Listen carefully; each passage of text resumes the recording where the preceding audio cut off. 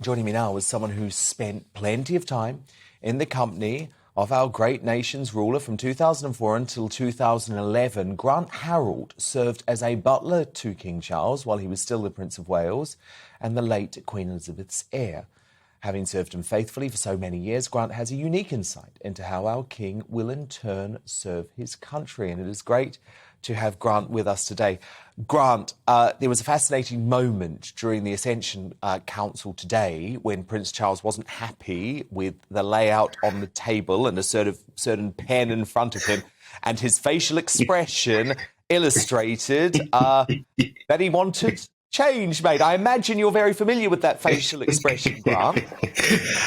Good evening, Dan. Thank you for being on. It's funny you've mentioned this. I've just been having a conversation with another member of the royal household about this very thing, because it was priceless. I mean, I think the problem is the eyes of the world are on, I say the poor king because obviously it's difficult. He's lost his mother. He's taken on this new role, and the eyes of the world are watching every move. And unfortunately, when they're watching every move, when you're having a moment of trouble, it's picked up upon. And there's been a few videos shared on a social media site that I probably shouldn't mention. And it's quite, they've put some music to it, and it's quite funny. I think he would even find it funny. But see, at the time, it's difficult because obviously he's trying to sign the proclamation. There's things around him. I was told that the inkwell, which I believe is a gift from his sons, but it probably should have been on another table. And obviously there's been a bit of a mistake there because you can see there's not a lot of room on the table. So I think that's why, and he probably knew that, and that's probably why he was trying to gesture that because somebody could suddenly take it away. But I did feel for him actually when I saw that.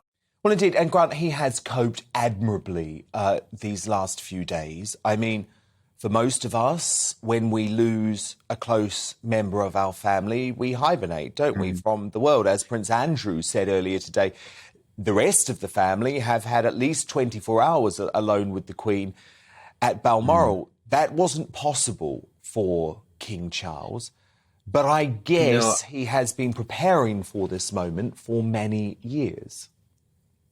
Do you know, it's interesting because I in the last few years I've lost my own parents, and I know what you mean, Sorry. Dan. You just need time to shut down. You need a few weeks just to get away from it, just to kind of take it in and get through a funeral. But for him, he doesn't have that luxury because, the Queen is dead, long live the King, and that's exactly what happens. There is always a monarch, and he has to go into that role from within hours. He's got to be kind of, obviously people want to see him, and it's interesting. He's trying to, you can see he's trying to do the job. He's obviously trying to smile, he's trying to be humorous, he's trying to obviously make jokes, he's trying to be himself. But it's difficult because obviously he, regardless of age, he has a son, and he's grieving. He'll be worried about his own brothers and sister, and worrying about his own children, and which is also why I've got to say I was quite glad when I saw the Fab Four. I can say that I was glad when I saw them all come out, because that's really good. It will give him a bit of encouragement and a bit of a support, because right now the royal family have to support each other, and even though he's now the head of that family, he'll need support, and not just from the family. I know for a fact, as a former member of his staff are very loyal and very protective, and he'll get that from his staff as well, from his butlers and his team that's around him.